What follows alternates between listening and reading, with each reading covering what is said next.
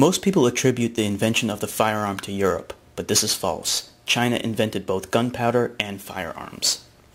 Gunpowder was invented in the 7th century China by Chinese alchemists searching for an elixir for immortality, but experiments with saltpeter may predate even this. Gunpowder is one of the 4 great inventions of China and consists primarily of 3 components: sulfur, charcoal, and potassium nitrate, also known as saltpeter. The sulfur and charcoal act as fuels, or reducers, while the saltpeter acts as an oxidizer. The combustion of gunpowder is known as deflagration, which is a subsonic explosion, which contrasts with detonation, which is a supersonic explosion. The slower propagation of deflagration allows controlled explosions to propel projectiles contained in the vessel without destroying the vessel in the process. A lot of people assume that China invented gunpowder but only used it in fireworks or firecrackers, while Europe invented firearms. This, of course, is wrong, as the Chinese quickly learned the destructive potential of gunpowder in warfare. The exact date when firearms were invented is uncertain, but the earliest known representation of a gun comes from the 10th century silk banner from Dunhuang.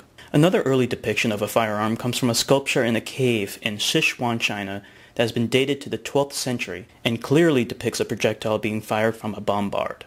The predecessor to the firearm was the fire lance, which were weapons consisting of a bamboo tube which contained gunpowder and projectiles along with a spear.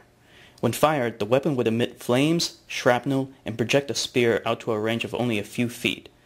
The weapon was intended to give a soldier an edge in close-quarter combat and was recorded being used in the siege of Dian in 1132 by Song forces against the Jurchens.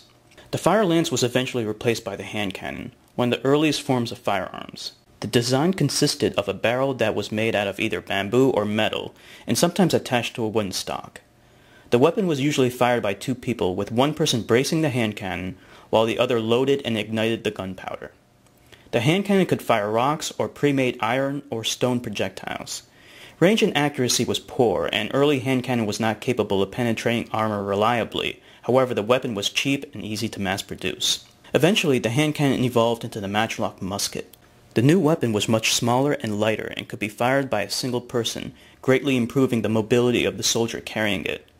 The basic mechanism of the matchlock remains unchanged from the hand cannon. A soldier would load the barrel with gunpowder, a projectile, and wadding. Then he would ignite gunpowder near the breech with a slow-burning match cord.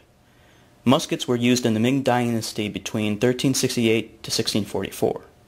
In addition to firearms, the Chinese also invented rockets. An early form of gunpowder-based rocket was the fire arrow. Early designs consisted of a pouch of gunpowder with a stick attached. The rocket would then be fired from a stand, usually made of bamboo. The stick was used to provide stability to the rocket in flight, and were launched in salvos of as many as 1,000 rockets at a time, and had a range of 1,000 feet while having an explosive tip made of pitch or resin. Fire arrows were first reported to be used during the siege of Yuzhong by the southern Wu in 904.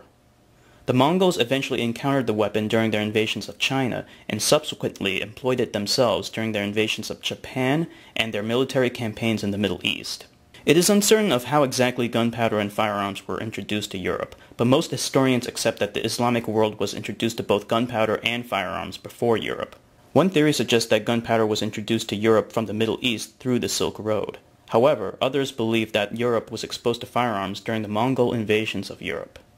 One of the earliest uses of gunpowder-based weapons against European powers was in the Battle of Mohi, where Mongol forces won a decisive victory against the Kingdom of Hungary and their allies. Firearms may have disseminated into Europe during the subsequent Franco-Mongol alliance, and William Rubruck, who was an ambassador to the Mongols in 1254 to 1255, may have been the intermediary for which gunpowder formulation and gunsmithing entered Europe.